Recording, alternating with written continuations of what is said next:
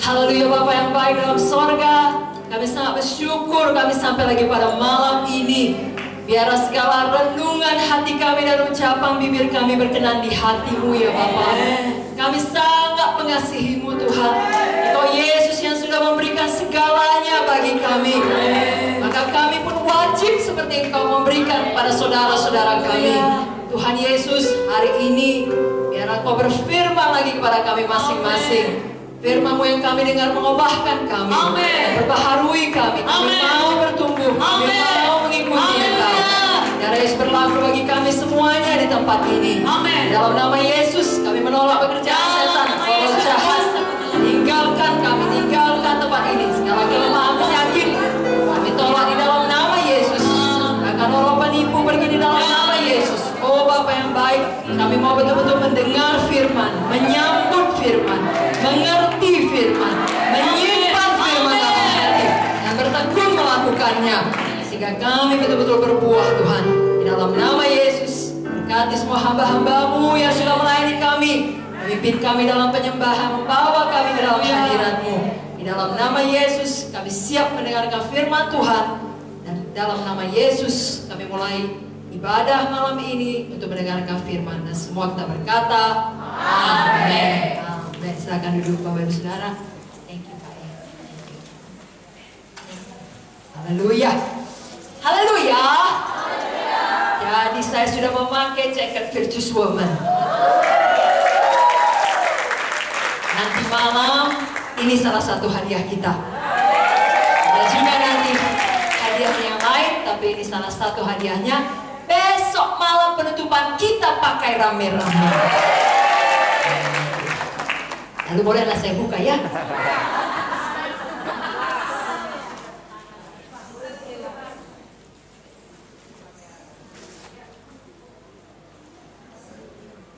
Baik, sudah sah. Kita sambung firman Tuhan pada hari kemarin malam. Apa kata Tuhan dan bukan apa kata manusia. Kerap kali kita hamba-hamba Tuhan khususnya, kalau kita tidak hati-hati, pemberitaan kita bukan lagi Kristus dan salib Kristus, tapi apa yang menyenangkan bagi telinga orang banyak. Kita tidak mau demikian. Kita sudah belajar dari Mumunte, kita mau sampai pada tujuan, pada panggilan. Sama seperti kapal, tiap-tiap saat dia luruskan kembali, dia pastikan dia ada dalam jalur. Kita juga demikian. Kita pastikan kita terus mengajarkan kebenaran firman dengan penuh. Apa kata Tuhan, bukan apa kata manusia. Dan tadi malam kita sudah belajar 2 dari 4 poin yang tidak disampaikan di Virtuous Woman. Yang pertama, kita sudah belajar bahwasanya kita harus rela mengalami kehilangan demi Kristus. Jadi bukan kita mengejar kenyamanan atau kesenangan diri sendiri, tapi kita rela melepaskan semuanya demi Kristus. Matius 16 ayat 25 berkata, barang siapa mau menyelamatkan nyawanya akan kehilangan nyawanya. Tapi barang siapa kehilangan nyawanya karena aku, ia akan memperolehnya. Poin yang kedua adalah kita harus rela mengalami penderitaan, kesusahan, sengsara karena Yesus. Tentunya kita akan merasa malu saudaraku bila kita masih mengeluh. Setelah kita membaca ayat firman kemarin, bagaimana penderitaan Paulus bagi Yesus. Dalam 2 Korintus 11 ayat 23, izinkan saya baca kembali. Paulus berkata, apakah mereka pelayan Kristus? Aku berkata seperti orang gila. Aku lebih lagi, aku lebih banyak menjadi lelah, lebih sering di dalam penjara, didera di luar batas, kerap kali bahaya maut. 5 kali aku disesa orang Yahudi, setiap kali 40 kurang 1 pukulan. 3 kali aku didera, 1 kali aku dilempari dengan batu, 3 kali mengalami karam kapal. Sehari semalam aku terkatung-katung di tengah laut. Dalam perjalananku aku sering diancam bahaya banjir dan bahaya penyamun. Bahaya dari pihak orang-orang Yahudi dan dari pihak orang-orang bukan Yahudi. Bahaya di kota, bahaya di padang gurun, bahaya di tengah laut, bahaya dari pihak saudara-saudara palsu. Aku banyak menjadi lelah dan bekerja berat. Kerap kali aku tidak tidur. Aku lapar dan dahaga. Kerap kali aku berpuasa, kedinginan dan tanpa pakaian. Jadi kita, apapun penderitaan kita, kalau dibandingkan dengan ini, tidak ada apa-apanya. Janganlah kita mengeluh. Kalau dalam 2 Korintus 4 ayat 8 sampai 10 dikatakan, dalam segala hal, bukan bukan hanya satu sisi, tapi segala hal. Kami ditindas, namun tidak terjepit. Kami habis akal, namun tidak putus asa. Kami dianiaya, namun tidak ditinggalkan sendirian. Kami dihempaskan, namun tidak binasa. Kami senantiasa membawa kematian Yesus dalam tubuh kami, supaya kehidupan Yesus juga menjadi nyata di dalam tubuh kami. Rupanya untuk ada kehidupan harus rela mengalami kematian. Dan hari ini kita belajar poin yang ketiga dan keempat. Dimulai dari poin yang ketiga, kita harus rela berkorban dalam mengikut Yesus. Berkorban dalam mengikut Yesus. Mari buka Alkitab kita baca sama-sama 1 Korintus pasalnya yang pertama, ayatnya yang ke-18. 1 Korintus 1 ayat 18. Masing-masing kita buka Alkitab kita, atau mungkin saudara punya handphone, apa saja. 1 Korintus 1 ayat 18. Saya sudah dapat, katakan amin. Boleh saya dengar amin dari Ian? Puji Tuhan, terima kasih. Kita baca sama-sama dengan suara yang kuat dan sungguh-sungguh. 1, 2, 3 ya. Sebab pemberitaan tentang salib memang adalah kebodohan bagi mereka yang akan binasa, tetapi bagi kita yang diselamatkan, pemberitaan itu adalah kekuatan Allah. Apakah pemberitaan tentang salib? Pemberitaan tentang pengorbanan. Pengorbanan Yesus tentunya. Itu sebabnya dalam setiap khotbah kita, pastikan kita bicara tentang Yesus. Tetapi bagi golongan tertentu, pemberitaan tentang pengorbanan Yesus, pemberitaan tentang salib itu kebodohan. Tapi bagi kita, itulah kekuatan Allah. Bapak Ibu Saudara yang kekasih, malam ini kita belajar setiap pengorbanan, sekali lagi saya ulangi, setiap pengorbanan akan melepaskan kuasa Tuhan.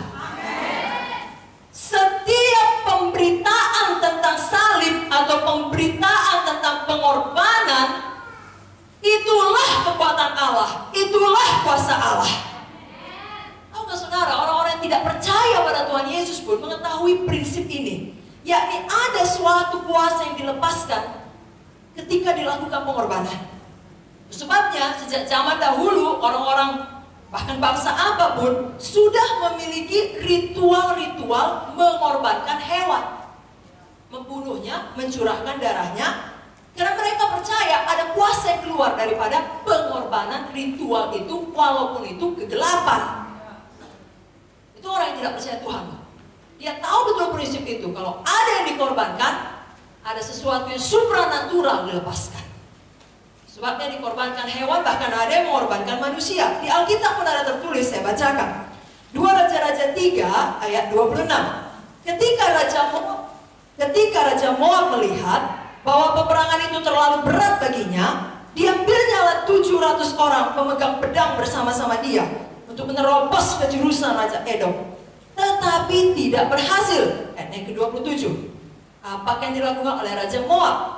Kemudian dia mengambil anaknya yang sulung, yang akan menjadi raja menggantikan dia, lalu mempersembahkannya sebagai korban bakaran di atas pagar tembok. Apakah yang terjadi? Tetapi kegusaran besar menimpa orang Israel, sehingga mereka berangkat meninggalkan dia dan pulang ke negeri mereka. Jadi pengorbanan Raja Moab ini membuat musuhnya pulang. Pengorbanan itu menyelamatkan dirinya dan bangsanya, walaupun bukan untuk Tuhan. Tapi prinsip itu berlaku, sama seperti prinsip tabur tuai, berlaku nggak sama orang dunia? Tak berlaku, itu sebabnya yang rajin tetap berhasil, walau tidak percaya Yesus. Jadi jangan kita anak-anak Tuhan justru tidak mengerti prinsip ini. Jangan kita justru enggan berkorban. Tanpa pengorbanan tidak akan ada kuasa. Kalau dari luar tampaknya masih berdiri sidang Tuhan, gereja Tuhan, kalau orang-orang di dalamnya dimulai dari hamba Tuhan yang enggan untuk berkorban, tidak akan ada otoritasnya sejati, kuasa yang sejati. Nah, banyak pelayan Tuhan memang ya secara mata mempunyai kedudukan yang besar, nama yang besar, tetapi dari pandangan Tuhan, dari sisi kerajaan Allah, tidak memiliki kuasa atau otoritas rohani. Kenapa? Karena jabatan pelayanan yang dimiliki itu diperolehnya tanpa pengorbanan apapun. Dan setelah dia memperolehnya, tetap tidak ada keinginannya untuk melakukan pengorbanan. Justru memanfaatkan jabatan itu untuk kesenangan yang lebih banyak. Lebih banyak kenyamanan, lebih banyak uang, lebih banyak banyak harta, lebih banyak mobil, lebih banyak gedung. Saudaraku, jangan kita demikian. Saudara yang sudah pernah berpuasa lama, nah kalau puasa sampai 40 hari, atau 10 hari, atau bahkan 3 hari, apapun puasa saudara, puasa Esther, puasa Daniel, terserah bagaimana saudara memanggilnya. Kalau saudara pernah betul-betul puasa, saudara akan mengakui setelah saudara puasa betul-betul, saudara masuk pada pelayanan yang lebih berkuasa. Kenapa? Karena ada yang saudara korbankan. Makanan saudara, kenyamanan saudara, lalu saudara berhasil mendapatkan kuasa lebih besar. Jadi malam ini diingatkan kepada kita untuk tidak pernah lupa perlu berkorban untuk memperoleh kuasa yang sejati. Gereja mula-mula sangat berkuasa. Saudara tahu, sidang pertama dan gereja pada abad pertama mula-mula, mereka semua rela berkorban harta mereka, bahkan lebih daripada itu, mereka berkorban sampai kepada nyawa mereka. Banyak martir, ya, hidup-hidup dibakar, banyak dimasukkan ke dalam arena, dimakan oleh binatang buas. Tetapi bukan justru gereja jadi hancur, justru anak-anak Tuhan semakin menyala-nyala. Darah martir membuat mereka makin tumbuh subur berkembang. Justru setelah agama Kristen disahkan, ya, pada waktu itu dalam kerajaan Roma, saudaraku, di Roma, disitulah tidak ada lagi kebutuhan untuk berkorban, maka anak-anak Tuhan mengalami kemunduran. Jadi kita masing-masing harus hati-hati. Kalau sudah diberkati, justru mau lebih banyak berkorban. Kalau tidak, akan masuk ke dalam kemunduran. Amin. Dan kita tidak mau itu. Justru kita tahu Yesus akan datang kedua kali. Ini semakin dekat, tiap hari semakin dekat dengan kedatangan Tuhan kedua kali. Kita memakai waktu kita dengan arif dan bijaksana. Kita tidak mau bermain-main, dan kita mau sungguh-sungguh melayani dengan kuasa Tuhan. Dan malam ini kita diingatkan harus rela berkorban. Dan justru biasanya dalam satu gereja, kuasa Tuhan akan meningkat dengan luar biasa kalau ada tekanan, kalau ada aniaya. Karena dengan adanya aniaya, ada kebutuhan di mana anak-anak Tuhan harus berkorban. Lalu karena mereka berkorban, kuasa dilepaskan. Haleluya. Ketika seseorang mau berkorban banyak dan telah melakukannya, orang lain akan melihatnya dan mau mengikutinya, berkomitmen mengikutinya, percaya kepadanya. Kenapa? Karena hidupnya sendiri telah menunjukkan dia berkorban banyak. Kita semua menghormati orang-orang yang demikian, karena pengorbanan mereka adalah sesuatu yang luar biasa, di mana kebanyakan manusia lainnya akan takut melakukannya. Sama seperti seluruh orang dunia, bahkan dari usia apapun, maksud saya normal lah ya saudaraku pemikirannya, bahkan dari latar belakang agama apapun, kalau dikatakan Bunda Teresa atau Mother Teresa akan hormat, karena dia mengorbankan hidupnya. Saudara tahu apa yang harus dilakukan oleh Bunda Teresa.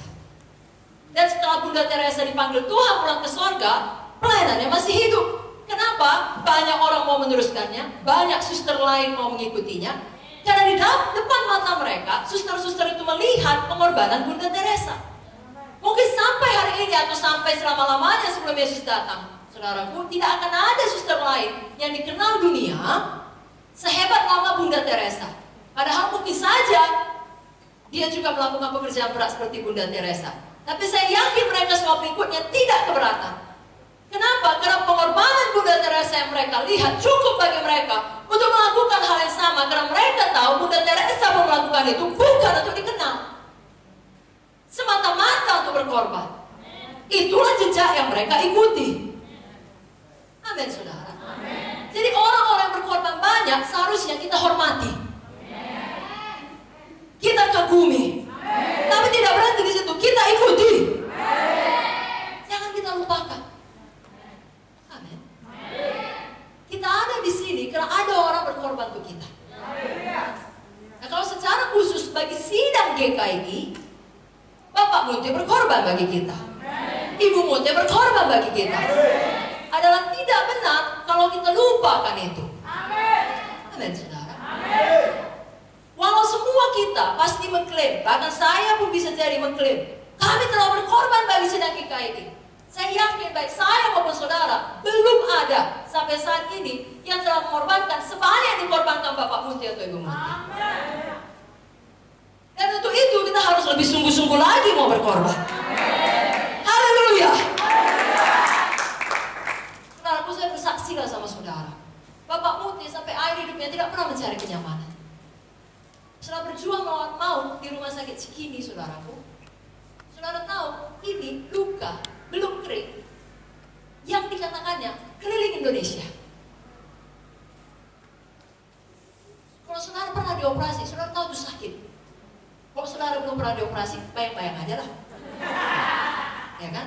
Karena kita berusaha mengerti pun kita tidak tahu.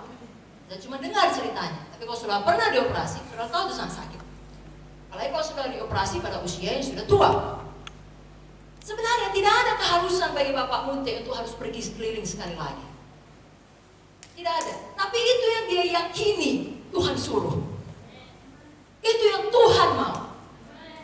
Dia bisanya duduk ya, pensiun dini, mengangkat kaki, atau bahkan pergi ke Amerika, ikut tur ya ke Eropa Barat, atau ke negara-negara yang belum pernah dia kunjungi. Banyak orang-orang mengasihi dia. Sampai di Hawaii sana yang tidak saya kenal pun berkata, Pak Munte boleh datang. Dia bisa mengunjungi itu. Bukan itu yang dia cari. Dan saya yakin kalau Tuhan izinkan dia lihat kita dari sorga, dia tidak akan bahagia kalau dia lihat kita anak-anaknya sibuk mencari kenyamanan. Dia akan berkata, bukan itu yang saya beritakan. Yang saya beritakan adalah pemberitaan tentang salib yang adalah kuasa Allah. Saya bukan beritakan kenyamanan. Ada apa dengan anak-anakku? Pasti begitu doanya. Saya tidak mau itu terjadi. Amin, saudara. Kalaupun teologi saya barusan tidak benar, tapi saudara tahu apa yang saya rindukan, apa yang saya maksudkan. Amin, saudara. Biar masing-masing kita bertanya pada Tuhan, apa yang Tuhan mau kita korbankan bagi Dia. Kita mulai dari yang kita sudah tahu, jangan kita keraskan hati, kita korbankan. Lalu mana lagi Tuhan suruh, kita berikan. Karena kita ingat, hari ini satu kebenaran ditanamkan pada kita. Sama seperti sejak saudara SD ditanamkan. 1 tambah 1 sama dengan 2. Kalau ada orang lain bilang 1 tambah 1 3, tidak bisa lagi saudara ditipu. Hari ini pun kebenaran ditanamkan. Kalau mau kuasa harus ada korban. Semakin besar pengorbanan, semakin besar kuasa. Pengorbanan Yesus adalah pengorbanan paling besar. Itu sebabnya dikaruniakan kepadanya nama di atas segala nama. Segala lutut harus berteduh. Amin, saudara. Sedikit berkorban, sedikit kuasa, saudara. Mungkin itu juga sebabnya kenapa bom bunuh diri tidak dapat dieradikasi dari dunia ini. Setelah satu orang bunuh diri, kita akan mendengar tetap ada orang lain melanjutkannya. Tapi kira orang lain akan takut mengikutinya? Tidak. Walau itu jelas salah, namun pengorbanan yang salah juga tetap melepaskan satu kuasa. Setidaknya kuasa bagi orang lain untuk mengikuti dia. Sebagaimana orang mengikuti yang benar, seperti saudara mau mengikuti Ibu Munte, amin. Atau orang-orang suster mau mengikuti Bunda Teresa, amin. Ada juga yang salah mau mengikuti bom bunuh diri. Biarlah lebih banyak orang melakukan pengorbanan yang benar, dan lebih banyak orang yang mengikuti orang yang melakukan pengorbanan yang benar. Biarlah saudara, mulai dari saudara melakukan pengorbanan yang benar, maka hidup dan pelayanan saudara juga akan diikuti oleh anak-anak sidang saudara mau melakukan pengorbanan. Karena orang-orang tersebut melihat sendiri apa yang saudara berikan bagi Tuhan. Itulah yang harus kita lakukan terus-menerus sampai Yesus datang. Semua bilang amin. Bukan mengejar berkat, berkat pasti akan datang. Kalau kuasa datang, apalagi berkat. Jadi jangan terbalik urutannya. Semua yang terbalik urutannya tidak ada baiknya. Saudara peroleh juga, tapi terbalik urutannya hanya mendatangkan duka cita. Saudara mau berkat, tapi tidak dengan berkorban, tidak betul. Sama seperti orang dunia ini. Kalau seorang anak perempuan hamil punya anak, oh semua sukacita, mamanya sukacita, opungnya sukacita, tentunya pasangannya, suaminya sukacita. Kenapa? Ya karena dia punya anak, apalagi anak pertama, apalagi kalau lahir laki-laki. Semua ikut heboh, semua ikut menyiapkan, oh kamarnya warna biru, semua sibuk mau menyiapkan namanya. Nah, kalau dia buat semua sibuk memberikan dia mau makan apa, semua rela, semua bahagia. Tetapi ada juga satu saat di mana seorang anak perempuan hamil, tidak ada yang bahagia. Dia tidak bahagia, ibunya tidak bahagia, pasangan yang menghamili dia tidak bahagia, siapapun tidak bahagia. Kenapa? Karena dia hamil, salah urutannya, sebelum menikah.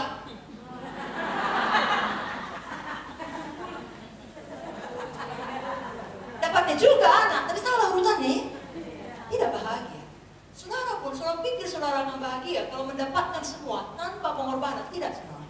Kecuali saudara keraskan hati, kalau keraskan hati ya siapapun bisa lah. Jangan mau keraskan hati. Kita buat urutan yang benar, lakukan pengorbanan, beritakan pengorbanan, terutama berita salib Kristus, itu pengorbanan yang terbesar, itulah kuasa Allah.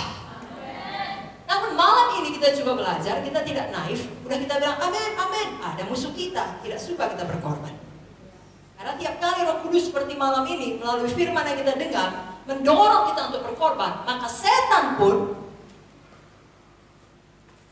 tidak naif, tidak bodoh, tidak licik. Gak ada hari libur setan. Gak ada. Gak mau dicuti, betul. Justru di akhir zaman ini katanya makin hebat dia meningkatkan. Jadi begitu saudara dengar firman Tuhan pengorbanan ini, jangan naif. Malam ini pun kalau bisa diganggunya saudara untuk tidak berkorban, dibuatnya. Tapi saudara sudah lebih cerdik. Ketika dia datang, saudara bilang, aku kenal suaramu. Aku domba Allah, ku kenal suara gembalaku. Kau bukan gembalaku, pergi kau jauh-jauh. Haleluya. Ya saudaraku, setan akan berusaha mengirimkan siapa saja, bahkan dari orang-orang yang kita percayai, saudara, supaya kita tidak jadi berkorban, tidak mau bayar harga, tidak mau kehilangan kenyamanan, tidak mau menempuh resiko. Ya sama seperti yang saya katakan kemarin, ada orang mengatakan kepada kami, oh tidak usahlah kau ikut mamamu itu, jangan, nanti kau dibawanya ke laut. Saya tidak peduli, saya memutuskan berdiri dalam kebenaran. Efesus 6 bilang hormat patuh pada orang tua. Bodoh kau rasa sama kau lah itu, sama saya, firman Tuhan, kuasa Allah. Bagi orang bodoh, bagi saya yang diselamatkan itu kuasa Allah. Ya banyak orang memang tidak mengerti, banyak orang tua yang tidak mengerti prinsip ini. Dia tidak suka anak-anaknya berkorban bagi Tuhan. Atau sebaliknya, ada orang tua mau mengorbankan anaknya atau memberikan anaknya jadi hamba Tuhan, dibilang bodoh sama orang tua lain. Mudah-mudahan gak ada di sini, amin. Jangan ada kalau kawan kita, anakku nanti jadi kayak aku, bodoh kali kau. Udah kita saja menderita, anak kita sekolahkan tinggi-tinggi. Biar dia tinggal di Amerika. Kita gak kesempatan tinggal di Amerika, anak kita ke Amerika. Kalau itu kata Tuhan, memang ada jiwa perlu diselamatkan di Amerika, boleh. Tapi kalau maksud hati untuk mencari kesenangan diri sendiri, itulah ada roh yang tidak benar di balik itu, saudara.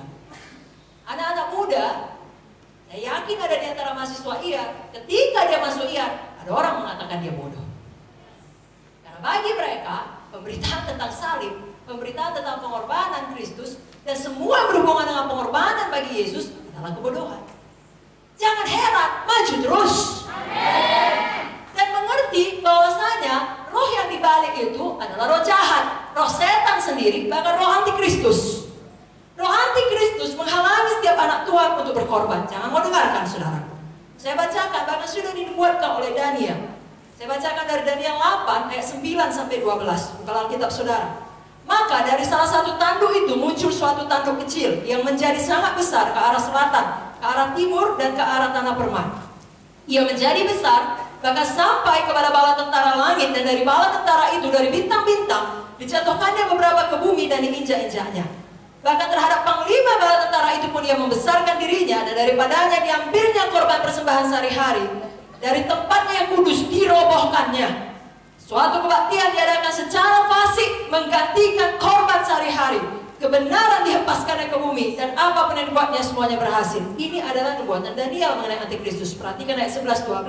Salah satu yang dilakukan antikristus adalah menghentikan korban kepada Tuhan. Roh antikristus, walau antikristus sekarang belum kita tahu siapa orangnya, Rohnya sudah bekerja. Itu yang selalu menghalangi anak-anak Tuhan untuk patuh pada Tuhan dalam mengorbankan hidupnya dan miliknya bagi Tuhan.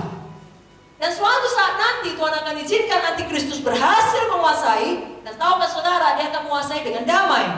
Dia akan menang. Dia akan datang dalam nama damai, bukan atas nama perang. Lalu semua orang akan sangat berterima kasih, menyembah dia dan berpikir dialah Tuhan. Tapi hal yang signifikan dia lakukan adalah menghentikan pengorbanan. Menghentikan orang berkorban bagi Tuhan. Jadi hati-hati kalau dari sekarang pun roh antikristus sudah bekerja. Kalau ada orang datang pada saudara dalam nama damai, tapi sebenarnya maksudnya untuk membuat saudara lupa berkorban, enggan berkorban. Ya, dia iming-imingi saudara, oh melayani itu harus enjoy, nyaman, memuaskan semuanya impian kita. Tidak perlu menderita bagi Tuhan.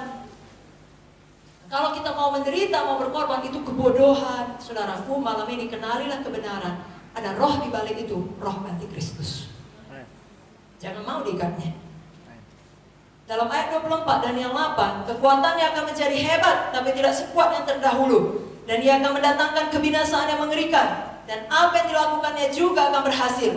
Orang-orang berkuasa akan dibinasakannya, juga umat orang kudus. Dan oleh karena akalnya, penipuan yang dilakukannya akan berhasil. Semua kalau mau berhasil kejahatan harus dengan hoax, harus dengan tipu-tipu, harus dengan menyebarkan kebohongan. Dari dulu sampai sekarang, nanti sampai antikristus pun demikian. Ia akan membesarkan dirinya dalam hatinya, dan dengan tidak disangka-sangka banyak orang akan dibinasakannya. Juga ia akan bangkit melawan raja segala raja, tapi tanpa perbuatan tangan manusia ia akan dihancurkan. Inilah dia roh antikristus. Anti Tuhan Yesus, anti raja segala raja, tapi juga anti pengorbanan, anti penyangkalan diri, mau aman, mau nyaman, mau senang saja, tidak mau disusahkan. Saudaraku, itu jahat, itu roh jahat, itu roh antikristus. Karena kita menyadari tiap kali Roh Kudus mendorong kita berkorban, ada juga roh antikristus menghalangi kita berkorban. Seperti firman Tuhan pada malam Senin, pilihan ada pada kita. Apa yang kita pilih? Pilihlah untuk mau tetap berkorban. Bapak Ibu Saudara tidak akan bisa berhasil membangun gereja lebih banyak kalau tidak bersedia berkorban. Kalau sudah cukup puas di titik ini, tidak bisa. Harus bersedia berkorban. Ada yang dikorbankan, ada yang dilepaskan, ada yang diutus, ada uang yang dikeluarkan, dan semua korban lain yang Tuhan mau, baru bisa dibangun gereja. Haleluya. Saudara, kita orang-orang Kristen pada generasi ini bisa sampai kepada berkat atau pemahaman mengenai firman seperti sekarang ini karena ada orang-orang di atas kita yang mengorbankan hidupnya bagi generasi ini. Marilah kita meneruskan teladan itu. Kita pun rela berkorban untuk generasi berikutnya dan berikutnya kalau Yesus belum datang. Haleluya. Saudaraku, ada orang-orang di dalam gereja yang tidak bahagia ketika pengutusan dilakukan. Ya, mereka berdiri di belakang, mereka lihat orang-orang yang diutus, didoakan, ditumpangkan tangan. Dan pikiran mereka berkata, pengutusan ini hanya akan menghancurkan masa depan mereka. Mereka masih muda. Bahkan orang tua dari yang diutus itu pun akan berusaha menghalangi, mengubah keputusan daripada anak-anak mereka. Kenapa? Karena mereka semua tidak mengerti bahwasanya pengorbanan yang dilakukan oleh muda-mudi ataupun pasangan muda yang baru menikah yang rela diutus itu pasti akan melepaskan kuasa Tuhan. Baik dalam pelayanan mereka, baik dalam gereja yang mengutus mereka. Bagi mereka kebodohan, bagi kita janganlah. Sebabnya gereja saudara mesti mengutus. Sama seperti saudara diutus dari Medan. Tanya Tuhan, inikah yang berkenan Tuhan? Ya pasti. Tanya Tuhan bagaimana supaya bisa berkorban sampai kepada titik itu.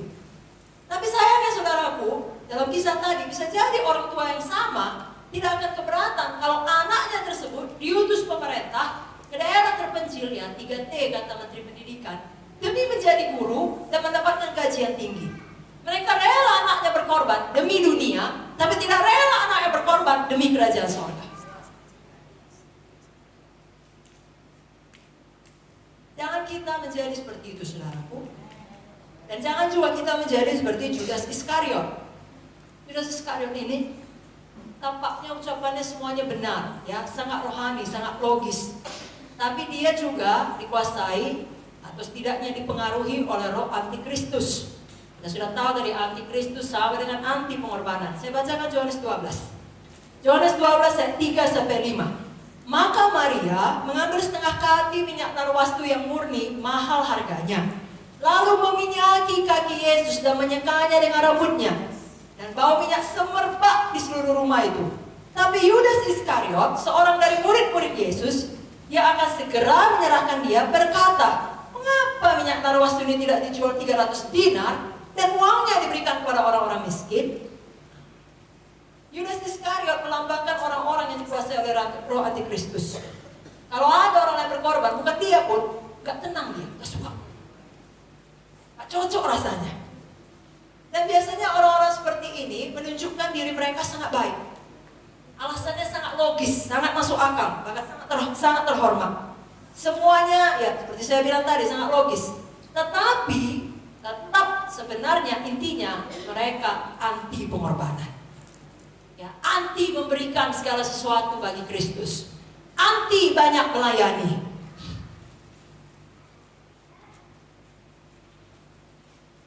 Petrus pun pernah tertipu oleh roh setan ini, sehingga dia juga pernah anti berkorban. Saya bacakan dalam Matius 16 ayat 21 sampai 23. Sejak waktu itu Yesus mulai menyatakan kepada murid-muridnya bahwa ia harus pergi ke Yerusalem dan menanggung banyak penderitaan dari pihak tua-tua, imam-imam kepala dan ahli-ahli Taurat, lalu dibunuh dan dibangkitkan pada hari ketiga. Tapi Petrus menarik Yesus ke samping dan menegur dia, katanya, Tuhan, kiranya Allah menjauhkan hal itu. Hal itu sekali-kali takkan menimpa engkau. Maka Yesus berpaling kepadanya dan berkata kepada Petrus, enyahlah iblis. Enyahlah Petrus? Enyahlah iblis. Engkau suatu batu sandungan bagiku, sebab engkau bukan memikirkan apa yang dipikirkan Allah, melainkan apa yang dipikirkan manusia. Jadi sudah jelas siapa semua dalangnya dibalik anti pengorbanan, iblis. Sebenarnya semua kita bisa mengerti kasih Petrus kepada Tuhan Yesus. Dan sampai hari ini pun ya kelihatannya modus operandi yang sama berlaku bagi kita. Orang-orang yang mengasihi kita lah, justru mereka lah yang melarang kita untuk berkorban segalanya. Pikir dulu. Kan begitu? Mereka yang melarang kita melayani, apalagi sampai meninggalkan semuanya demi mengejar panggilan Tuhan. Kalau saudara belum menikah, bilangnya nanti kau tidak kawin-kawin, nanti kau tidak kaya-kaya, nanti kau akan menyesal, nanti kau akan menderita. Jangan lakukan. Bukan ku bilang nggak boleh melayani, boleh kau melayani, tapi gak usah sampai sedemikian kali korban banyaknya.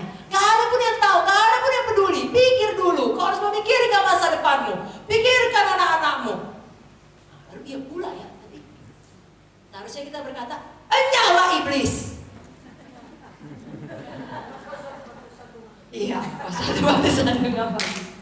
Mungkin zaman sekarang kita nggak bisa bilang langsung ke mukanya, tapi hati kita mengerti. Tiap kali ada ucapan seperti itu, saudara mohon darah Yesus untuk melindungi hati dan pikiran saudara supaya tidak dicemari. Kalau jangan banyak kali bergaul lah dengan orang yang salah. Ya, pergaulan jelek biasanya baik. Nanti saudara lama-lama kehilangan identitas. Semua saudara dengar. Apalagi di zaman sekarang ini, saudara bisa dengar semua dari sosial media. Begitu banyak informasi, begitu banyak opsi, pilihan. Oh lala. Ibrani 2 ayat 1, teliti kita. Kalau memang roh antikristus yang mendalanginya, mohon darah Yesus, enyahlah iblis. Ya, tidak usah palak sama orang itu. Petrus ini pun tidaknya mengerti setan sedang memakai dia. Mereka pun tidak mengerti. Tapi biarlah kita mengerti. Karena kenapa malam ini Tuhan Yesus sudah membukakan kebenaran itu kepada kita dengan sangat jelas. Mulai malam ini jangan ada lagi kita yang ragu berkorban. Apa yang Tuhan kerahkan dalam hati kita, semuanya bagi Yesus.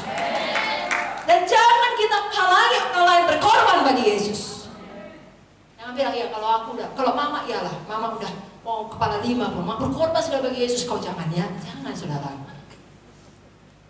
Justru sama seperti yang dikatakan Petrus, ikutlah aku sebagaimana aku mengikut Kristus. Kalau mama berkorban begini diberkati Tuhan, kau berkorban sungguh-sungguh, kau lebih diberkati Tuhan. Apalagi korban mama juga berlaku untukmu, turun kepadamu. Ya, kalau saudara berani, saudara akan menuainya. Amin. Kalau bangsa Israel tidak berani turun pada waktu laut Kolsum terbelah, banyak pertimbangannya. Jadi kalau kami turun, bagaimana kalau tiba-tiba jatuh akhirnya? Berapa lama itu akan bertahan? Dia mau tahu semua jaminannya. Yakin, nanti kami gak akan bahaya. Kalau nanti terkejar bagaimana? Banyak hal pertimbangan, akhirnya gak melangkah-melangkah. Tapi sekali mereka melangkah masuk, tidak satu pun dari musuh mereka berhasil mengejar mereka lagi. Begitu saudara melakukan satu pengorbanan yang sangat ekstrim, tidak ada lagi jalan pulang, dan musuh tidak akan bisa lagi menggapai saudara. Kalau kali karena nggak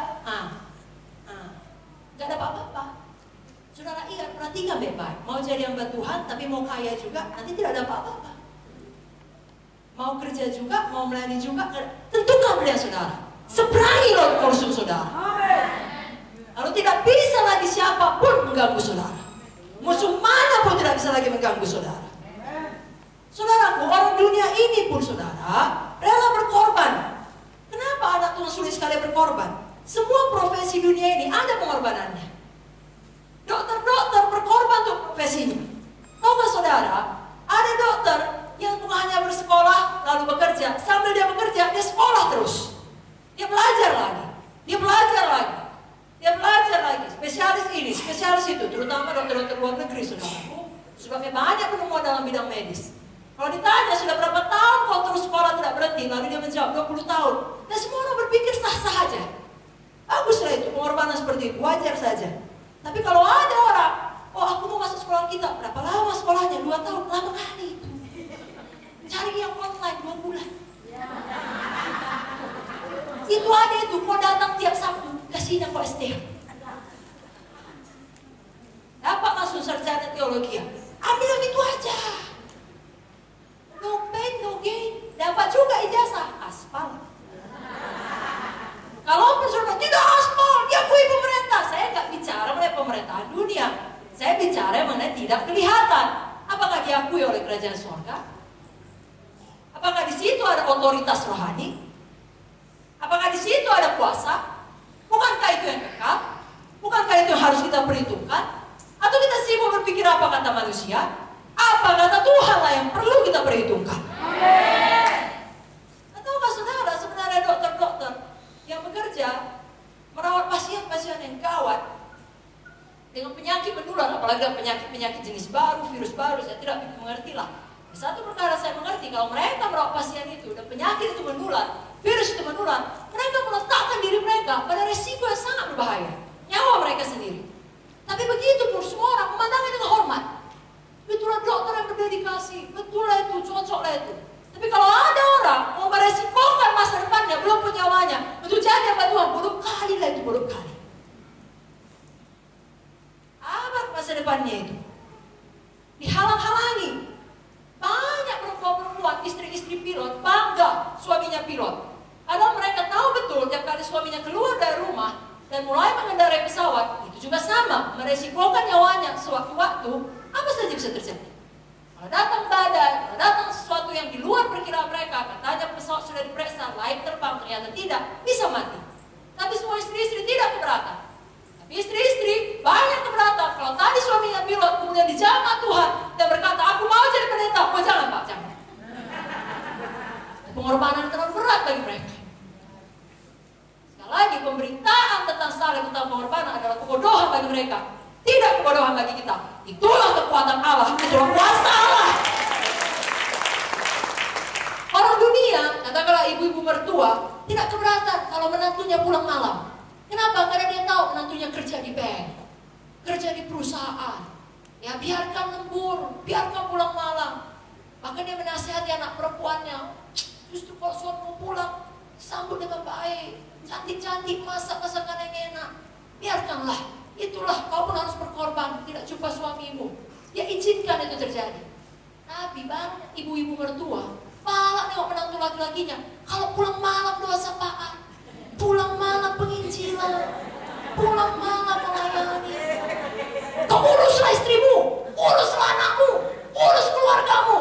Saudaraku, ada harga yang harus dibayar. Amin. Orang dunia pun berani bayar, lalu kita hormati. Kenapa anak Tuhan membayar, kita marahi? Kita harus mengubah pengertian seperti itu dari sikap kita. Haleluya. Semua orang, saudaraku, semua profesi di dunia ini, semua berkorban. Wartawan-wartawan ya, yang rela, berani meliput berita di medan perang, orang hormat, dikasih Pulitzer, dikasih penghargaan. Tetapi kalau ada seorang muda baru tamat universitas, saya pun mau ke medan perang, mau ke Suriah, atas nama gereja untuk melakukan kegiatan sosial dan sedapat mungkin menyatakan kasih Kristus melalui tindakan pemberian sosial kami. Jangan gila ya. Untuk apa ke medan perang? Jangan berkorban untuk itu. Orang-orang tak kenal kau pun. Itulah yang harus diajarkan. Dan lebih dahulu kita hidupi. Tahukah saudara, orang-orang di luar sana tidak berkorban, tidak keberatan berkorban uang yang banyak untuk pesta. Betul ya? Pesta adat pun materi dikeluarkan, uang dikeluarkan. Karena orang-orang tertentu hanya sekedar acara ultah pun habis-habisan puluhan juta. Coba suruh keluarkan jumlah yang sama untuk persembahan.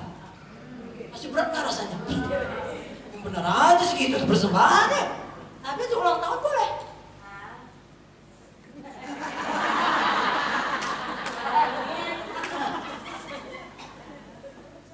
Karena sekali lagi justru pengorbanan mengeluarkan kuasa. Jangan ini terjadi kepada kita, saudaraku. 1 Korintus 10 ayat 20 mengatakan, bukan apa yang kumaksudkan ialah bahwa persembahan mereka adalah persembahan kepada roh-roh jahat, bukan kepada Allah. Dan aku tidak mau bahwa kamu bersekutu dengan roh-roh jahat. Biar malam ini kita mengerti kita berkorban untuk Tuhan. Kita dapat kuasa. Untuk apa? Untuk berbuah. Jadi kalau ada kita parent ya, mandul, baik secara buah roh tidak keluar, buah jiwa-jiwa tidak keluar, tidak ada murid, atau tidak ada sidang baru, tidak ada diutus, kita rendah hati saja. Tidak usah kita bilang daerah ini sulit, ya saya sudah berusaha. Kita rendah hati saja dan bertanya kepada Roh Kudus, di mana saya perlu berubah?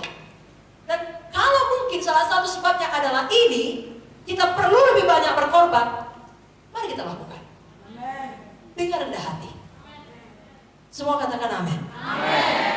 Karena firman Tuhan menjamin, kalau kita rela berkorban, kita pasti berbuah. Saya bacakan Yohanes 12 ayat 23. Tetapi Yesus menjawab mereka, katanya, telah tiba saatnya anak manusia dimuliakan. Aku berkata kepadamu, ayat 24, sesungguhnya jikalau biji gandum tidak jatuh ke dalam tanah, katakan jatuh ke dalam tanah, dan mati, katakan mati. Ia tetap satu biji saja, tetapi jika ia mati, ia akan menghasilkan banyak buah. Katakan banyak buah. Tentunya semua kita mau berbuah. Siapa yang mau berbuah bagi Yesus? Mari katakan amin. Semua kita mau memiliki pelayanan yang memberikan dampak. Katakan amin. Siapa kita yang mau menyelamatkan banyak jiwa? Katakan amin. Baik, siapa kita yang mau membangun banyak gereja? Amin. Ya saudara, semua kita mau itu. Kita mau mengadakan banyak KKR, banyak menyatakan kuasa Tuhan dan mujizat. Amin. Maka sambungannya, kita semua mau dan rela berkorban. Amin. Jangan mau seperti orang-orang yang memiliki pelayanan besar tanpa berkorban. Ada. Berkuasa tanpa dibentuk, menjadi pemimpin tanpa kerja keras, memerintah banyak orang tanpa perlu diutus dan memulai dari awal. Jalan pintas saja diambil. Saudaraku, setiap jalan pintas tidak akan pernah bertahan lama. Kalaupun kelihatannya di dunia ini bertahan, saya percaya dalam kekekalan akan diuji, terbakar habis. Karena tidak ada kasih di dalamnya. Karena kalau betul ada kasih, mau berkorban. Kasih bukanlah kasih tanpa pengorbanan saya. Amin. Amin. Kenapa saudara semua ibu-ibu tetap menikah dengan bapak gembala? Apa karena sempurna, baik kali dia? Karena mengasihi dia. Saya yakin banyak di antara saudara banyak berkorban perasaan. Khotbah suami saudara dan tepat dengan segala hormat kepada laki-laki. Kita harus lebih dahulu mengampuni. Kalau di dalam keluarga terjadi pertengkaran, kita merendahkan hati. Amin, pria-pria, katanya. Amin. Sampai rumah, berkelahi saudara. Dia tidak mau bilang apa. Itu saudara juga, Pak maafkanlah aku. Kan gak saudara bilang, tadi bapak khotbah. Bapak bilang bapak dulu. Oh, makin pecah perang lah. Itu namanya kita yang bodoh. Cari masalah. Betul? Kenapa saudara tetap setia? Karena mengasihi. Di dalamnya terkandung juga pengorbanan. Itu sebabnya tidak betul kalau tidak mau berkorban saudara kembali. Banyak orang berpikir pelayanan bisa berhasil kalau punya banyak pengetahuan. Ada benarnya, tapi tetap tidak cukup. Karena banyak orang sudah punya pengetahuan, tidak ada berhasil pelayanannya.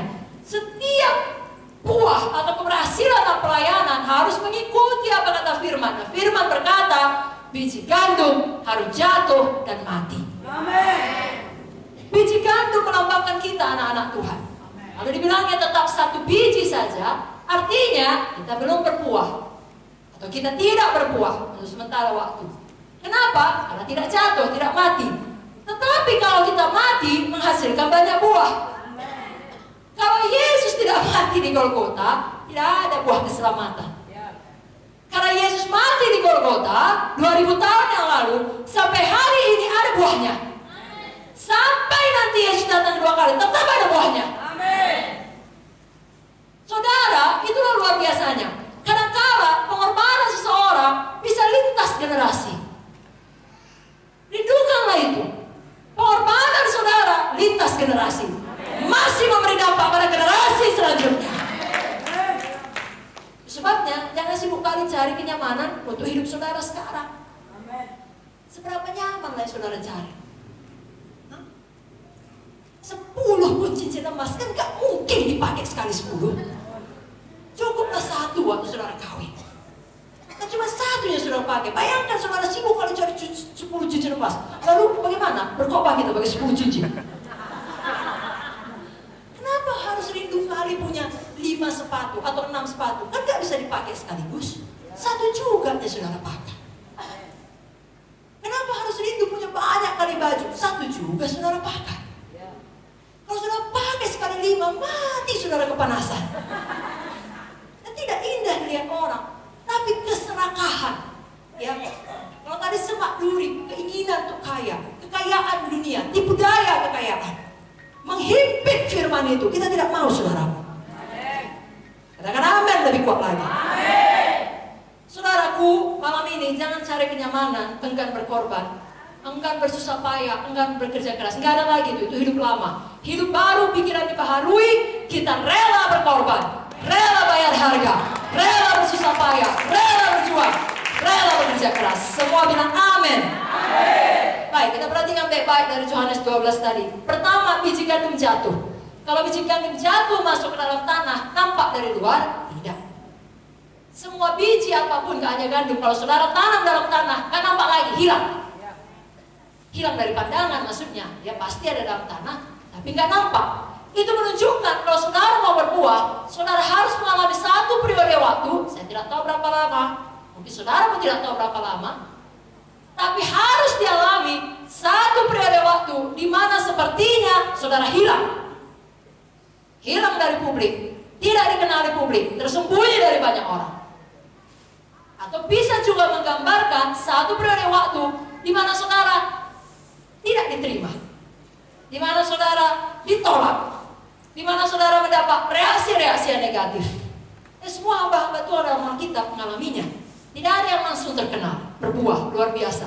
Yohanes Pembaptis disembunyikan Tuhan di padang gurun sampai waktunya tiba, dimulai pelayanannya. Selama waktu yang belum tiba, apa kerjanya? Makan belalang. Amin.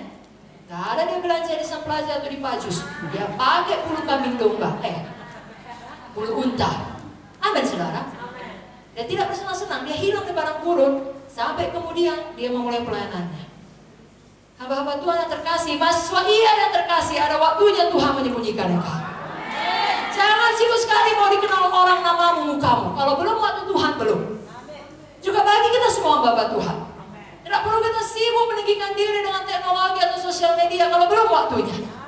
Saudara pun tahu, apalagi sudah pernah melahirkan anak, bayi yang prematur tidak baik. Saudara sangat mencemaskan kondisinya. Semuanya yang dipaksakan sebelum waktunya tidak baik. Apokat pun tidak baik. Iya kan saudara?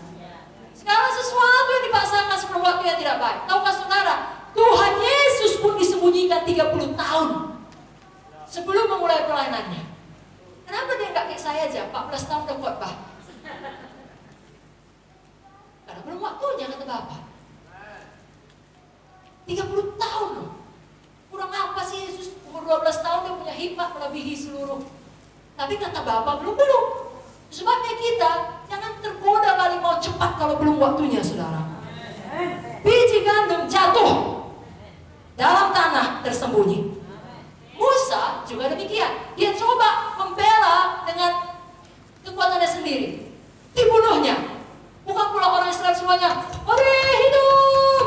Putra Firaun telah membunuh salah satu dari Mesir, dia akan membela kita." Nggak ada. Semua menolak dia.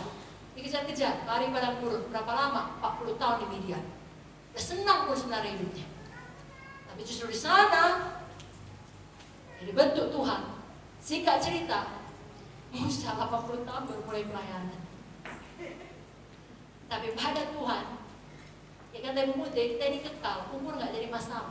Kalau belum waktunya mau datang, nggak bisa dia datang. Sepanjang kita dalam kebenaran.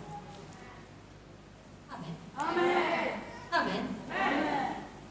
Sebabnya saudaraku, semua Bapak Tuhan amal kita ini, Yusuf juga demikian. Ya, mudah-mudahan besok saya sempat memberitakan mengenai Yusuf. Semua kita tahu sebelum Yusuf jadi penguasa di Mesir, jadi budak, tulang gandum jatuh. Yusuf mengalami banyak pengkhianatan, benih yang jatuh. Itu tidak pernah menyenangkan. Tapi seperti saya katakan kemarin, kita semua punya janji temu dengan penderitaan. Baiknya kalau itu datang, membawa kebaikan bagi kita. Yang kedua, benih itu mati. Saudaraku, benih yang sudah ditanam dalam tanah, kalau itu benih yang baik, sebelum dia berbuah, komposisinya akan berubah. Memecah dia kan. Lalu keluar tunas yang baru, bentuknya berubah. Semua yang lama menaik benih itu hilang. Dia tumbuh menjadi satu tanaman yang baru yang kemudian bisa menghasilkan buah yang banyak. Kalau kita rela mati, mengalami semua proses kematian itu, berubah kita. Bagi saudara, bagi mahasiswa IAT yang bahkan tidak kenal Bapak Mute, baru selamat setelah lewat 2012, saudara tentunya tidak tahu bagaimana Ibu Pendeta Victoria dahulu. Tidak nampak sedikit pun sisa daripada kehidupan yang lama. Bagaimana dia pemalu, bagaimana dia pendiam, bagaimana kalau main musik dia begini saja, kita tidak tahu dia bahagia atau tidak.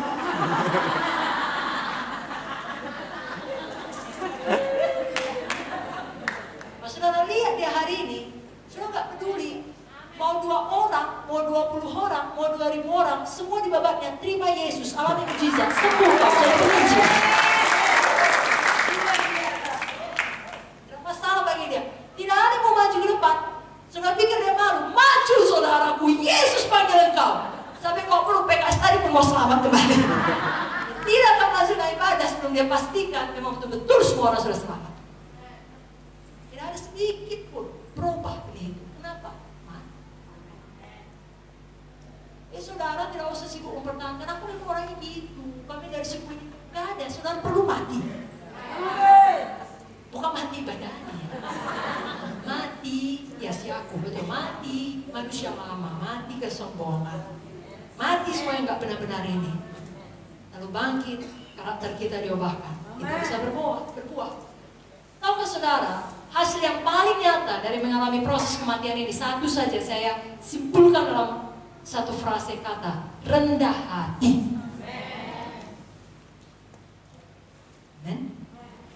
Dulu Pak Munte selalu berkata, coba pukul orang mati, tak akan bangkit dia. Ejek dia, gak akan marah dia. Betul?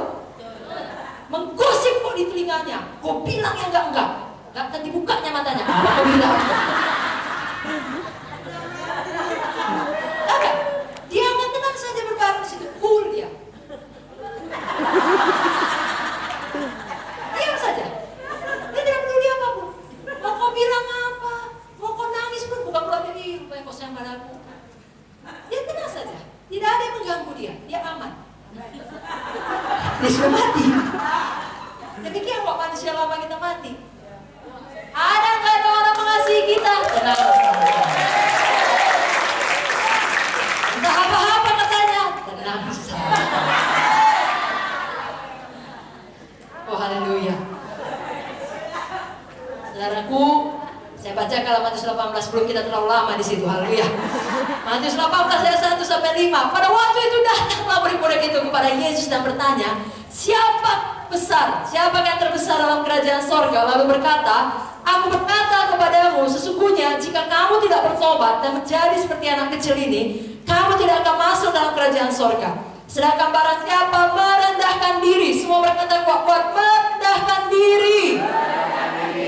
Lebih kuat lagi, merendahkan diri. Dan menjadi seperti anak kecil ini, dialah yang terbesar dalam kerajaan sorga. Barang siapa menyambut seorang anak ini seperti ini dalam namaku, ia menyambut aku. Jadi rupanya udah dikasih tahu Tuhan rahasianya. Mau terbesar dalam kerajaan sorga, merendahkan diri. Tapi untuk bisa sampai ke tahap itu, harus rela mati. Saudaraku, marilah cari sebanyak-banyaknya follower Kristus, bukan follower kita. Yohanes 3 ayat 30 berkata, ya, ia harus makin besar, tetapi aku harus makin kecil. Amin. Siapa harus makin besar? Yesus. Dan tahukah saudara, itu tempat paling aman. Kalau nama saudara banyak dikenal pun, sebelum waktunya itu hanya menghancurkan saudara. Saudara tidak sanggup. Tetapi kalau memang Tuhan rasa saudara tidak lagi terganggu, kayak tadi udah mati. Banyak, oke. Sedikit, oke. Tuhan kasih banyak. Tapi kalau sibuk kita kejar, itu sebenarnya menandakan sebenarnya kita tidak siap untuk itu. Kerendah hatian membuat kita selalu mau mengarahkan segala sesuatu pada Yesus. Pemberitaan kita adalah tentang salib, tentang Yesus. Dan itulah teladan Tuhan Yesus. Tahukah saudara, kalau kita rendah hati, itu biasanya sejalan dengan kepatuhan. Dan sekarang lagi saya bicara mengenai kepatuhan yang sejati, bukan kepatuhan yang semu, saudaraku. Asal Bapak senang, ABS, patuh, tahu pun salah, yang penting aman hidup. Bukan begitu. Tapi kepatuhan yang menuntut ya kita berkorban. Sama seperti Yesus, Filipi 2 ayat 8. Dalam keadaan sebagai manusia, ia telah merendahkan dirinya. Sekali lagi kita berkata, merendahkan diri. Dan taat sampai mati, bahkan sampai mati di kayu salib. Jangan kita kebalikannya, saudaraku. Meninggikan diri, sibuk supaya terkenal, sibuk supaya diberkati, sibuk supaya sah, hamba Tuhan yang berhasil punya gedung gereja, punya mobil, nama dikenal. Saudaraku, itu tidak benar. Justru kita mau bagian mana lagi Tuhan, izinkan aku betul-betul berkenan kepadamu. Di awal pengikutanku akan engkau, aku sangat mengasihi engkau. Biar di akhir nanti suatu hari kelak pengikutanku akan engkau, kau menemukan aku lebih mengasihi engkau. Amin. Itu sebabnya aku rela menjalani lagi proses jatuh dan mati. Amin. Bukan kita hindari, saudaraku. Amin. Amin. Dan tolong jangan berpikir saudara harus mengejar gereja dulu, punya gedung gereja dulu, baru Tuhan berkenan pada saudara. Tuhan Yesus berkenan kepada Bapa sebelum dia mulai pelayanannya. Pada waktu dia dibaptis, langit terbuka, Matius 3:17, terdengarlah suara dari surga yang mengatakan, inilah anak yang kukasihi, kepadanya lah aku berkenan. Sudah ada dia mengajar? Belum. Sudah ada dia membangkitkan orang mati? Belum. Jadi saudara berkenan karena hati saudara, komitmen saudara, pengikutan saudara kepada Tuhan. Amin. Bukan karena banyaknya follower saudara, bukan karena gedung gereja saudara, bukan. Bukan. Amin. Bukan. Amin. Semua bilang amin. Amin. Justru kita harus hati-hati, jangan nanti seperti buku Matius. Banyak orang berseru Tuhan, Tuhan, tapi ujung-ujungnya aku tidak mengenal engkau, kata Tuhan. Tentunya mereka terkenal. Makanya dia pun sampai berani mengatakan, musuh setan dan kita mau. Wih, saudaraku, kita tidak mau itu jadi pada kita. Kita kembali, saudaraku, kepada kebenaran firman teladan Tuhan Yesus. Saudara, apa yang sebenarnya dilakukan Tuhan Yesus ketika dia ada di bumi ini? Dengarkan baik-baik. Dia berkhotbah, dia mengajar, dia menyembuhkan orang sakit. Lalu sambungannya Filipi 2 ayat 8 tadi, merendahkan dirinya, taat sampai mati, artinya berkorban nyawa. Itulah yang kita lakukan. Amin. Saudara berkhotbah, ya, beritakan Injil. Saudara mengajar, jadikan murid, anak gereja baru. Amin, saudaraku. Saudara menyembuhkan orang sakit, adakah mujizat Tuhan? Evangelism with power. Lalu saudara terus dibentuk dalam warung, merendahkan diri, jatuh seperti gandum, mati. Dan saudara taat. Taat berapa harganya? Saudara rela berkorban. Apapun itu. Mari angkat tangan saudara, katakan, saya berkhotbah. Tutup mata saudara, kata saudara, saya berkhotbah. Saya mengajar. Saya sembuhkan orang sakit. Saya merendahkan diri saya. Saya taat. Saya berkorban. Saya teladani Yesus. Katakan amin. Coba dulu, seberapa saudara ingat, katakan bagi kanan, berkhotbah, mengajar, menyembuhkan orang sakit, merendahkan diri, taat, berkorban seperti Yesus. Berkhotbah, mengajar, sekali lagi cari yang lain. Berkhotbah, mengajar, menyembuhkan orang sakit, merendahkan diri, taat, berkorban. Haleluya. Haleluya. Yang suka cinta meneladani Yesus, katakan haleluya. Lebih kuat lagi, haleluya. Kita kalahkan tipu daya setan, amin. Kita kalahkan roh antikristus yang anti pengorbanan, amin. Haleluya. Yang terakhir pada malam ini, kita harus rela mengalami kematian. Lukas 9 ayat 23. Setiap orang yang mau mengikut aku harus menyangkal dirinya, memikul salibnya setiap hari dan mengikut aku. Saudaraku harus rela memikul salib. Coba katakan salib. Salib. Ya, mungkin banyak pun di antara kita punya kalung salib. Dulu kalung saya kalung salib, tapi kemudian putus dia. Jadi tak ada kalung saya, lalu ada satu orang anak saya, mungkin dia perhatikan, kasihan kakak ini, belikannya kalung, inilah kalung dari dia. Saudaraku, tiap kali kita bukannya memakai atau melihat salib, itu yang pertama sekali harus kita ingat, saya sendiri harus memikul salib. Begitu harus saudara ingat. Artinya apa? Saya harus rela mengalami kematian seperti Yesus mati di salib. Amin. Saudaraku, kalau orang mati, berhenti, habis, hilang keberadaannya di dunia ini. Jadi kalau kita bilang kita rela mengalami kematian, kita rela hilang diri kita, ambisi kita, mimpi pribadi kita, rencana-rencana kita, keinginan kita biarkan itu mati. Digantikan apa? Keinginan Tuhan, mimpinya Tuhan, visinya Tuhan. Kita berkata bukan kehendakmu jadi Tuhan.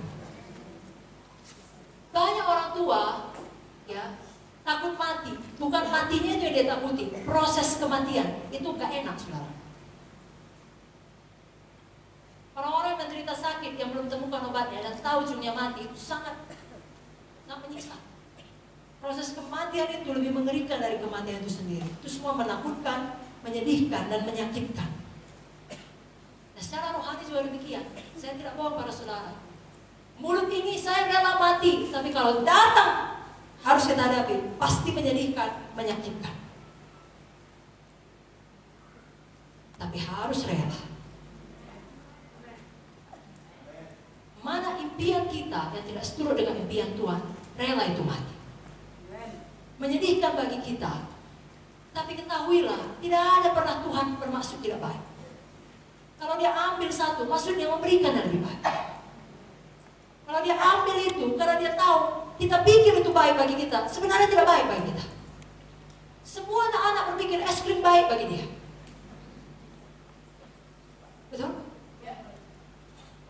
baik, es krim itu menyenangkan dia, es krim membuatnya bahagia. Kita yang tahu, tidak. Demikian Tuhan. Dia tahu apa yang tidak baik bagi kita. Kita suka kali pun, kalau Tuhan bilang matikan, matikan saudara. Haleluya. Haleluya. Kepengen kali pun kita mobil itu, kalau Tuhan bilang tidak usah, bikin gereja baru, bikin saudara. Amin. Bilang apa Tuhan? Amin Tuhan, besi-besinya itu Tuhan. Bilang nggak usah Tuhan. Haleluya. Jangan tambahin rumahnya, karena cuma besi-besi Tuhan kasih yang lebih hebat ya Tuhan. Jangan. Biar Tuhan yang nambahkan bagi saudara. Haleluya. Dan dia tahu keinginan hati saudara, nggak perlu saudara ucapkan. Amin.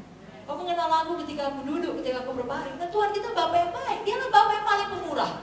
Bagi saudara yang berpikir saudara murah hati, pikir ulang, Bapa saudara lebih pemurah. Amin. Dalam Galatia 2 ayat 20 ada lagunya ini kan. Adapun hidupku ini bukannya aku lagi. Mari kita nyanyikan. Melainkan Kristus yang hidup di dalamku. Sekali lagi. Mari kita angkat tangan kita. Hidupku ini bukannya aku lagi, melainkan Kristus yang hidup di dalamku.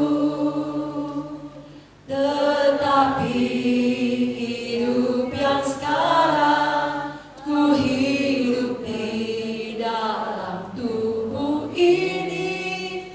Aku hidup oleh iman pada Anak Allah yang mengasihi aku, yang mengasihi aku dan yang menyerahkan nyawanya untuk aku.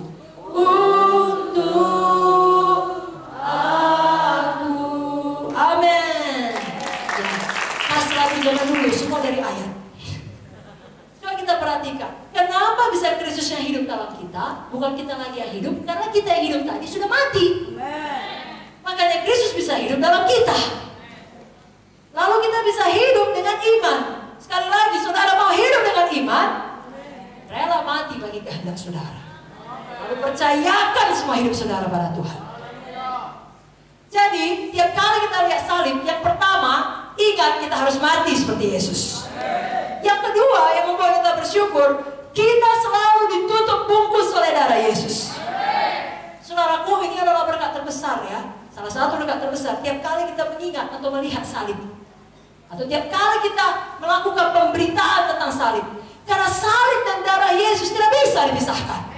Itulah yang menyucikan kita dari dosa kita. Membasuh semua kejahatan kita. Malam ini di dalam nama Yesus, walaupun kita semua sudah hamba Tuhan, biar semua dosa kita, semua kejahatan kita, pemikiran-pemikiran kita yang tidak benar, ucapan-ucapan kita, semua gosip, semua fitnah, semua kritik, penghakiman yang kita lontarkan disucikan oleh darah Yesus yang berkuasa. Akui dan mau bertobat dan izinkan darah Yesus menyucikan saudara. Betapa indahnya dalam Yesus. Oleh karena darahnya kita selalu punya awal yang baru. Satu lagi, selalu mohon darah Yesus menutup bungkus saudara. Saya katakan tadi, kapan roh antikristus, anti korban datang, maka secara langsung nanti malam saudara tidur, ataupun nanti pulang dari Virtus melalui orang-orang yang saudara kasihi, yang saudara tahu mengasihi saudara seperti Petrus mengasihi Yesus, saudara mohon darah Yesus. Jangan itu merusak komitmen saudara. Dan saudara sudah berkomitmen, saudara mau berkorban, bahkan mau mati bagi Yesus, biarlah saudara tetap di dalam komitmen saudara. Jangan mau dipengaruhi, jangan mau dibalikkan, jangan mau dibingungkan, jangan mau disesatkan. Gak perlu bingung saudara. Jelas apa kata firman, jelas Roh Kudus memberikan ya, damai di sini. Kalau udah mulai bingung, berarti bukan dari Roh Kudus. Berarti tidak perlu didengar. Mohon darah Yesus, buang jauh-jauh. Saya percaya darah Yesus jauh lebih berkuasa dari apapun juga. Kuasa perlindungan darah Yesus tidak dapat ditembus oleh setan manapun. Yang ketiga, salib berarti kita harus rela membayar berapapun harganya untuk panggilan kita. Sama seperti firman Tuhan kemarin, orang-orang dengan panggilan khusus, dengan posisi khusus harus membayar lebih mahal. Ya. Dan tidak semua menderita sebanyak Paulus. Paulus banyak menderita karena panggilannya yang khusus. Seperti cerita mengenai pohon yang kena lemparan golf. Bonyok-bonyok, banyak bekas luka. Ada posisinya di situ. Saudaraku, apapun panggilan saudara, apa yang harus saudara bayar untuk panggilan itu, relalah membayarnya. Mulai sekarang, tiap kali lihat salib, apa saudara merasa terlalu berat, bilang, tidak ada yang terlalu berat, saya rela bayar harga. Sama seperti Kristus rela bayar harga. 1 Korintus 6 ayat 20, apa yang telah dilakukan Tuhan bagi saudara. Sebab itu kamu telah dibeli dan harganya telah lunas dibayar. Jadi saudara selamat seperti ini, ada yang membayarnya, Kristus membayarnya. Telah lunas dibayarnya. Setelah itu dikatakan, karena itu muliakanlah Allah dengan tubuhmu. Jadi sama seperti Kristus membayar harga yang sangat mahal untuk kita, dengan disalib dan mati di Golgota, biar kita juga selalu mengingat kita harus rela membayar harga demi panggilan kita, demi jiwa-jiwa, demi kerajaan sorga. Amin. Saya percaya mulai sekarang, kalau saudara pergi ke gereja saudara, saudara lihat salib besar dipasang, saudara lebih dalam pengertian saudara. Oh, saya harus mati. Oh, ada darah Yesus. Oh, saya harus rela bayar harga. Yang keempat, tiap kali lihat salib, saudara mengerti, saudara harus benar-benar mengasihi. Sama seperti kasih Bapa kepada kita, kasih Yesus kepada kita. Karena kasih Bapa dikaruniakan anaknya yang tunggal. Karena kasih Yesus diberikannya nyawanya. Sekarang kita pun harus betul-betul mengasihi. Jangan ada kita profesional melayani, tidak mengasihi.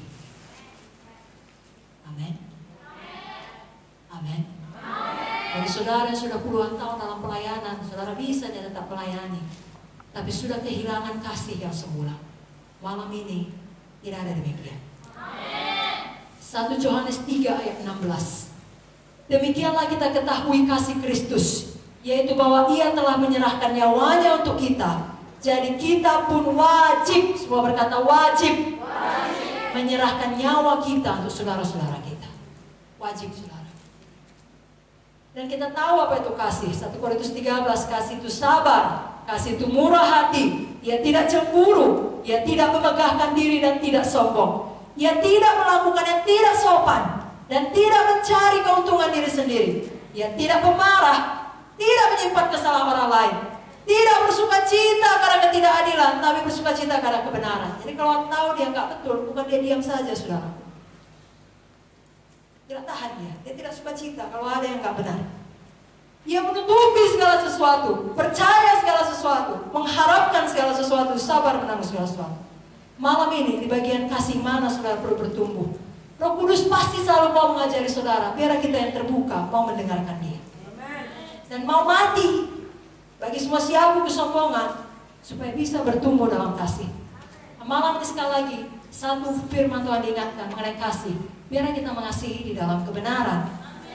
Berapa waktu yang lalu ada anak Tuhan, pelayan Tuhan, hamba Tuhan pun berkata pada saya, Ibu Joyce, bertobatlah. Ibu harusnya bersatu. Mengerti Ibu? Tanya sama saya. Saya katakan kepadanya, saya 100% mau bersatu, tapi dalam kebenaran. Saya tidak akan pernah kompromi dengan dosa dan mengikutkan yang tidak benar. Saya tidak mau. Karena saya melawan Tuhan. Untuk apa saya bersatu bila tidak dalam kebenaran? Itu berbahaya. Sama seperti kalau ada anak-anak sekolah dalam satu ruangan, bersatu semua untuk cabut. Kenapa? Karena ketua kelasnya bilang, kita cabut hari ini. Lalu semua bersatu. Alasannya ketua kelasnya nyuruh, kita harus patuh. Itu tidak bersatu dalam kebenaran, itu tidak mengasihi dalam kebenaran. Saudaraku, justru kalau ketua kelas salah, tidak perlu diikuti, saya tetap tidak mau cabut. Kenapa? Saya mengasihi ketua kelas. Saya mengasihi guru, saya mengasihi sekolah tersebut, saya mengasihi Tuhan. Kalau saya sendirian, karena itu saya difitnah, saya tetap tidak mau cabut. Dan pendirian saya jelas, terang. Saya berharap saudara juga mau demikian. Karena orang yang berdua hati tidak mendapat apa-apa. Dan di dalam Tuhan, jika ia katakan ya, jika tidak katakan tidak, tidak ada gray area, daerah abu-abu, saudaraku. Saudara akan tersiksa kalau berdua hati. Karena saudara pun tidak tahu jelas siapa identitas saudara, mana saudara ikuti. Saya berkata, ikuti firman, jangan pernah ikuti manusia. Ikuti firman. Itulah kebenaran. itulah Tuhan sendiri. 1 Yohanes 3 ayat 18 mengatakan, anak-anakku, marilah kita mengasihi bukan dengan perkataan atau dengan lidah, tetapi dengan perbuatan dan dalam kebenaran. Saya bersyukur buat semuanya orang yang berkata dengan mulutnya mengasihi saya, mengasihi kami. Tapi saya juga berharap itu dilakukan seperti 1 Yohanes 3 ayat 18, ada perbuatan di dalam kebenaran. Perbuatan kita harus mengikuti ucapan kita. Ya, kita tidak mau seperti buku madu racun, mulutnya manis, ucapannya tidak, karena hatinya tidak. Saya berdoa malam ini Roh Kudus menguasai kita. Buku 2 Timotius 1:7 mengatakan, Allah tidak memberikan kepada kita roh ketakutan, tapi roh keberanian. Yang membangkitkan kuasa dan ketertiban. Pikiran kita tidak bingung, tahu kita mengambil keputusan sesuai apa kata firman. Kita berani mengasihi dalam kebenaran, dan kita berani menyatakan kebenaran dalam kasih. Bukan dengan intimidasi, ya, bukan dengan iming-iming, tapi di dalam kasih. Jadi kita mengasihi dalam kebenaran, sekali lagi kita menyatakan kebenaran dalam kasih. Saudara baca lagu Ibu Muti Bersatu Tubuh Kristus, jelas sekali dikatakan di situ. Dan izinkan malam ini saya bacakan Yehezkiel 22 kepada saudara. Baik, waktu tidak mengizinkan saya membaca semua, begini saja. Kalau saudara baca nanti malam atau kapan saja, dalam Yehezkiel 22 di situ dijelaskan dosa-dosa Yerusalem. Di mana pemimpin-pemimpinnya mengandalkan kekuatan sendiri. Ya, orang tua di situ dihina, kenajisan di mana-mana dibiarkan, pemfitnah berkeliaran dan lain-lain. Lalu apa kata Tuhan?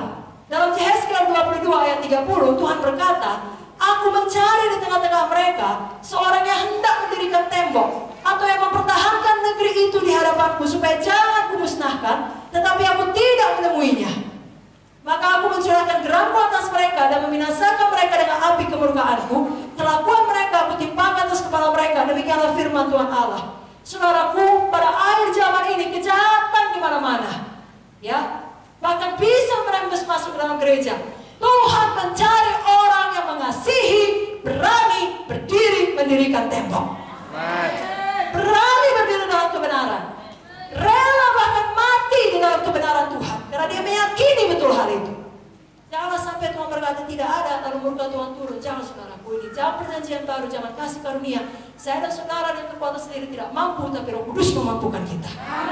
Kalau kita mau, Roh Kudus memampukan kita.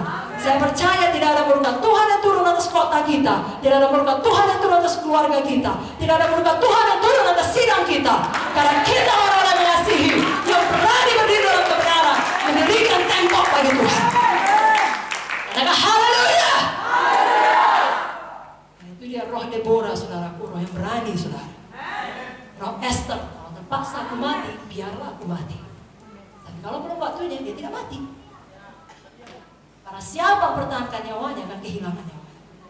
Siapa kehilangan nyawanya, karena aku akan memperoleh. Maka betul kita percaya firman yang kita beritakan. Kita yang memberitakan. Kita yang memberitakan. Betulkah kita mempercayainya? Kalau betul, seberani lalu kulsum saudara, tidak ada jalan pulang. Dan musuh pun tidak bisa menggapai saudara lagi. Yang kelima, kita benar-benar patuh pada kehendak Bapa. Tiap kali kita melihat salib, itu mengingatkan kita akan kepatuhan Yesus kepada Bapa.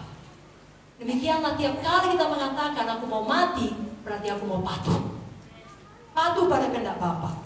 Malam ini dengan kasih Tuhan, jangan kepatuhan yang semu, kepatuhan yang salah. Ya, mungkin ibu-ibu dari Nias tidak sempat mendengarkan firman Tuhan pada hari malam pertama, malam Senin. Tapi di situ bercerita mengenai kisah Rut, dan semua ibu-ibu dari Nias tahu kisah itu. Jangan kepatuhan yang semu seperti Orpa. Pergi kau, kata Naomi. Oke. Ini dia. Kepatuhan yang semu, walaupun itu yang paling masuk akal. Kenapa? Itu menguntungkan bagi Orpa. Kerap kali kepatuhan yang tidak masuk akal yang membawa pada penderitaan, itulah kepatuhan yang sejati. Walau kelihatan bodoh, konyol, bahkan dibilang orang, bodoh kali kau, konyol kali kau. Kau masukkan dirimu pada masalah. Tapi seperti Rut, dia tahu nuraninya berkata, tidak mungkin aku meninggalkan Naomi. Dia buat pilihan, bangsamu lah bangsaku, Allahmu lah Allahku. Dia masuk dalam penderitaan. Tapi semua penderitaan memiliki batas waktu deadline. Pada waktunya Tuhan kirimkan Boaz. Maka Rut yang tadinya seorang Moab, keturunan Lot, bangsa yang terkutuk oleh karena pilihannya, oleh karena kepatuhannya, karena suara Roh Kudus lah kita nyatakan pada zaman sekarang. Walaupun itu konyol, tidak masuk akal, merugikan, memasukkan diri dalam masalah dan penderitaan. Dari seorang yang terkutuk, dari seorang yang tertulis dalam buku Injil. Dari dialah lahir silsilah Yesus. Dari dialah diperanakkan Obed, Isai, Daud, dan Kristus adalah keturunan Daud. Kepatuhan saudara akan membuat saudara sangat dimuliakan. Sekali lagi, jangan kepatuhan yang semu tak kepada apa kata firman. Walau tidak masuk akal. Saya bacakan ayat terakhir. Kembali Filipi 2:8. Yesus dalam keadaan sebagai manusia, Ia telah merendahkan dirinya dan taat, semua berkata taat, sampai mati. Bahkan sampai mati di kayu salib. Katakan amin. Bapak Ibu Saudara, ini teladan kita. Kita mau taat berapapun harganya. Mari angkat tangan dulu, kita deklarasikan Bapa yang baik. Mulai malam ini saya mau sungguh-sungguh mempraktekkan firman. Saya rela berkorban segalanya untuk Tuhan Yesus. Pengorbanan saya melepaskan kuasa Tuhan. Seperti biji gandum yang jatuh lalu mati. Saya mau demikian. Dan saya mau benar-benar patuh, benar-benar bayar harga. Saya juga berani mengasihi, berdiri dalam kebenaran, membangun tembok, membela umat Tuhan, berapapun harganya. Seperti teladan Yesus, saya tetap taat, taat sampai mati. Oh Roh Kudus, tolong saya hidupkan firman ini dalam hati saya. Ingatkan saya, saya pengaku firman di dalam nama Yesus. Semua kita yang sungguh-sungguh berkata amin. Mari kita berikan tepuk tangan, kita sambut di pendeta berdoa. Haleluya. Mari kita bangkit berdiri. Haleluya. Haleluya. Taat sampai mati seperti Yesus. Amin. Rela berkorban segala sesuatu. Bukan hanya berkorban yang kecil, tapi kita rela berkorban segala sesuatu. Amin.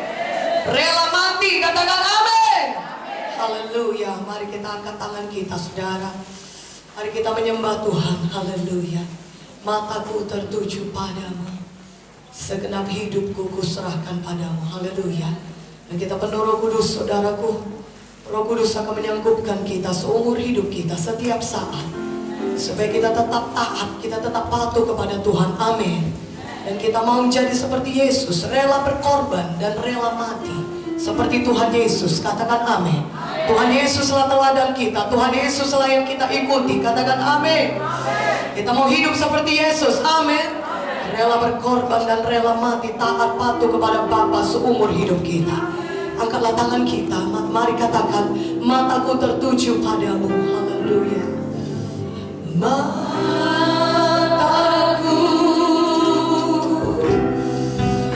tertuju padamu, segenap hidupku kuserahkan padamu.